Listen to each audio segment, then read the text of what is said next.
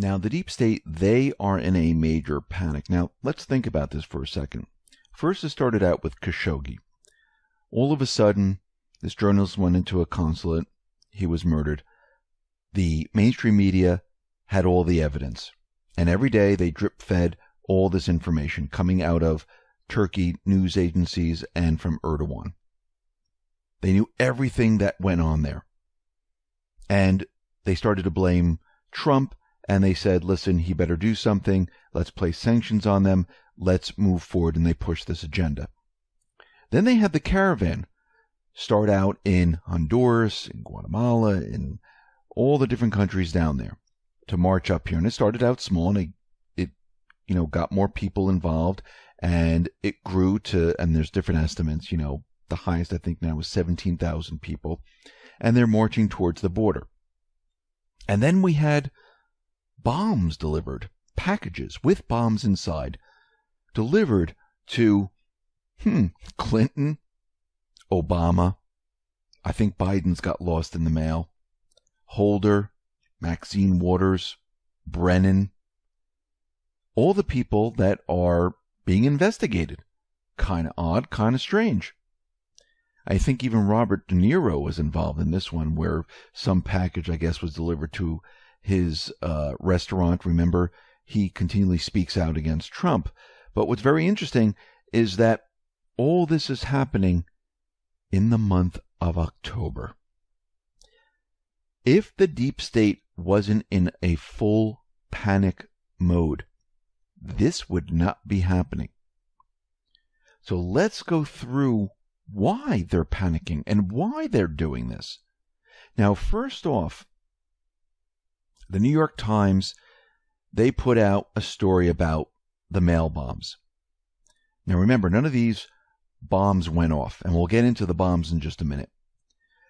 The first sentence says, a wave of pipe bombs were sent to a prominent Democratic politicians, including former President Barack Obama and former Secretary of State Hillary Clinton, sparking an intense investigation on Wednesday into whether a bomber is going after targets that have often been the subject of right-wing ire.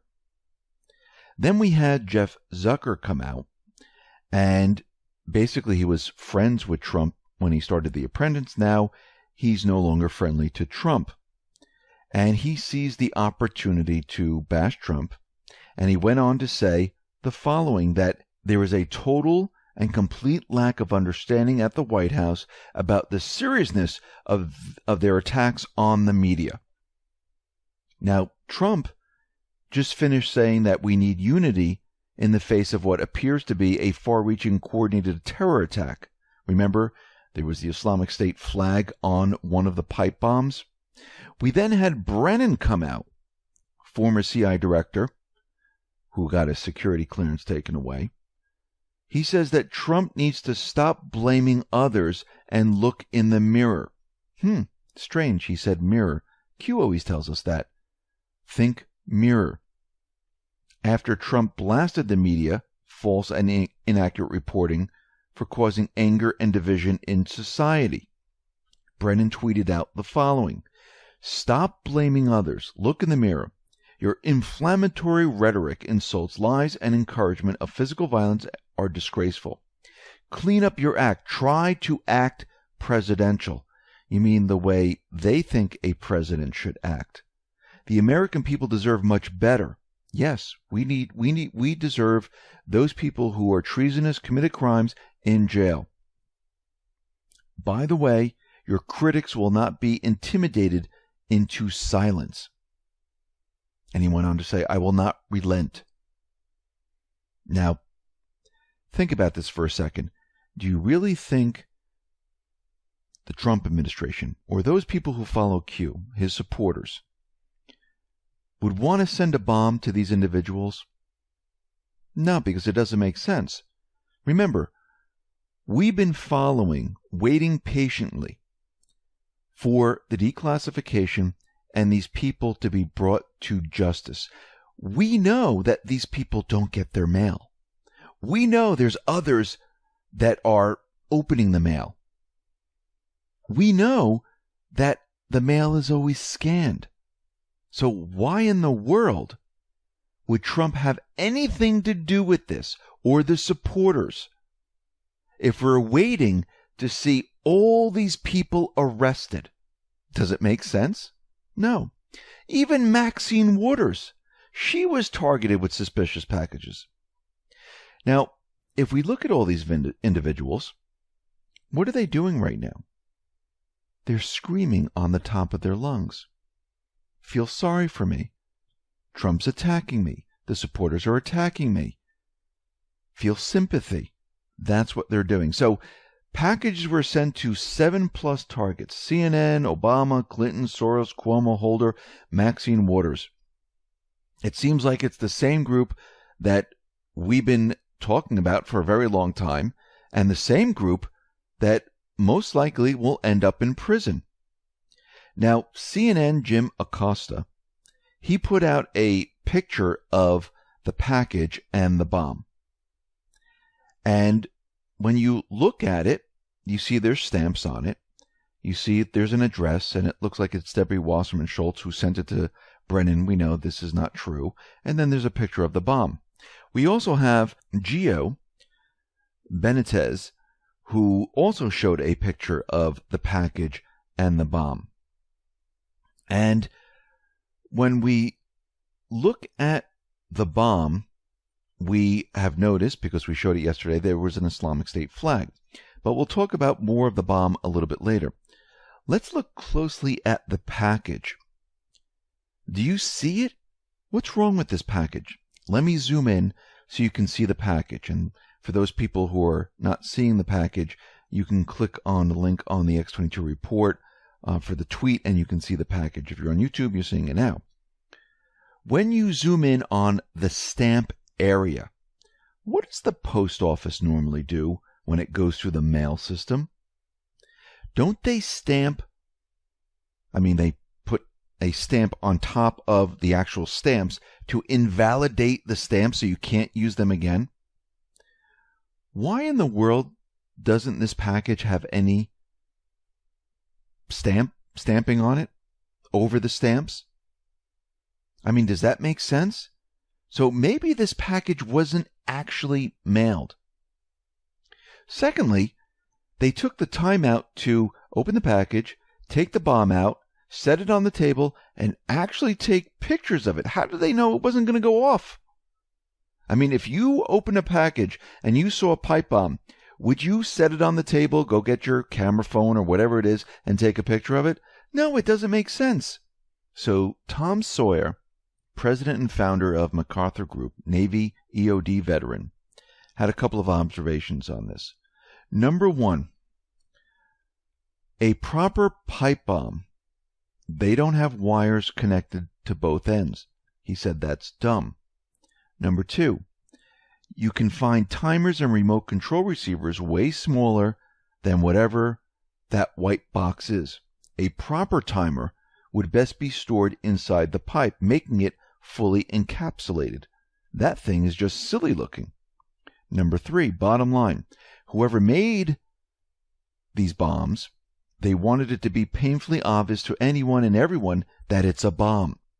This is nearly the same as a bundle of road flares wrapped together with an old-timey alarm clock ticking away. Number four, hoax devices are far more common than real ones, in which case we should ask ourselves what the motives of the bomber are and who benefits. Go ahead, think deeply and critically. Now, if they're functioning pipe bombs, why? How did they transport them to Quantico? Anybody see a blasting cap or a detonator in there? No.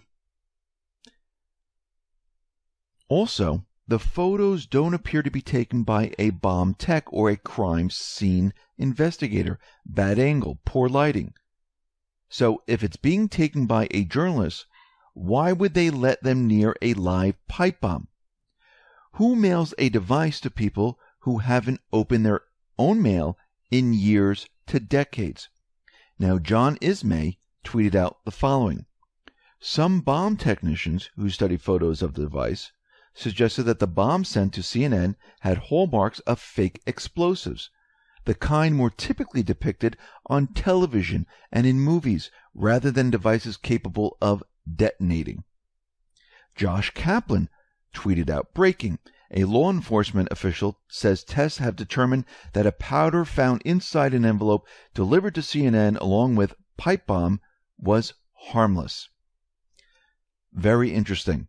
So basically what's happening here is this was done to get the full effect, to make sure people knew it was a bomb, and put this news out there that these people are being targeted. And we have to ask our question, why? Why would they need to do this at this time? Because they are panicking. Remember, think timing. It's amazing. Khashoggi, the caravan, the bombings, all happening in October. So let's go back to Q's post 524. Focus on the loudest voices in Washington. If you notice, all these people, with what they've just done, they're out in the spotlight right now, telling everyone, look at me, look at me, look at me. They're screaming the loudest. Post 743.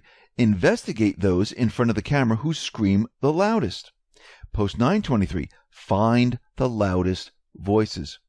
Why are these people screaming the loudest, looking for sympathy? Why is the mainstream media pushing the Russia-Chinese angle now? Yes, that's what they're doing. The mainstream media right now is pushing the Russia-Chinese spying angle. We'll get into that in just a minute, but first, remember what the D class will do to these people when the truth comes out. So let's review what Q has been telling us. Post 2129. D-class of FISA will initiate the resignation, recusal, and or removal of Rod Rosenstein.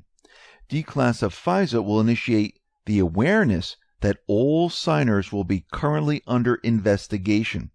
D-class of FISA will factually demonstrate without argument the U.S. government under Barack Obama knowingly presented false evidence to Fisk in an effort to obtain legal U.S. intelligence umbrella surveillance of POTUS for the sole purpose of influencing the 2016 election of the presidency. Not Russia, but Obama, Hillary Clinton. Projection. Safeguard against possible loss of power. Firewalls. FISA, full, brings down the House, the White House. Post 2171. And I want to read the definition that Q gave us about projection. And Q says, define projection. The attribution of one's own ideas, feelings, or attitudes to other people or to objects, especially the externalization of blame, guilt, or responsibility as a defense against anxiety. The forming of a plan, scheming. Define psychological projection, a theory in psychology in which the human ego defends itself against unconscious impulses or qualities, both positive and negative, by denying their existence in themselves while attributing them to others. Let's move on to post 2206. Down below Q, this whole post, Q gave us a link to Twitter, and this is to Hillary Clinton. And in this post it says, Donald Trump refuses to be subject to the law. The legitimacy of our elections is in doubt. The president is waging war on the truth. The administration is undermining the national unity that makes democracy possible. And then there's the breathtaking corruption. Q says, define projection. Deep state panic is real. Q. Post 2369. Q explains what the D class is and why the deep state is so afraid of it. Why not, if true, Ds do not want D class to prove POTUS was colluding with Russia? Why are Ds opposed to D class if what they say is true? D class would prove evidence versus POTUS to obtain FISA warrant. Why the block? to fine projection. Redactions made to protect exposing the real truth. Logical thinking, locked and loaded, Q. So Q has been telling us to think projection. So we need to think projection when we hear the following from the deep state and the mainstream media. And this just came out today.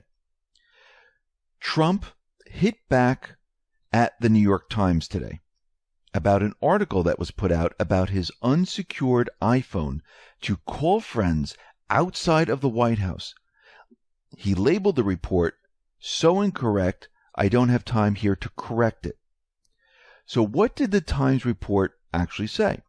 The Times reported on Wednesday that despite having access to a secure landline in the White House, Trump frequently uses an iPhone to call his friends to gossip, gripe, or solicit their latest take on how he is doing, exposing him to eavesdropping by Chinese and Russian spies. Remember that part. American intelligence reports indicate that Chinese spies are often listening and putting to use invaluable insights into how to best work the president and affect administration policy.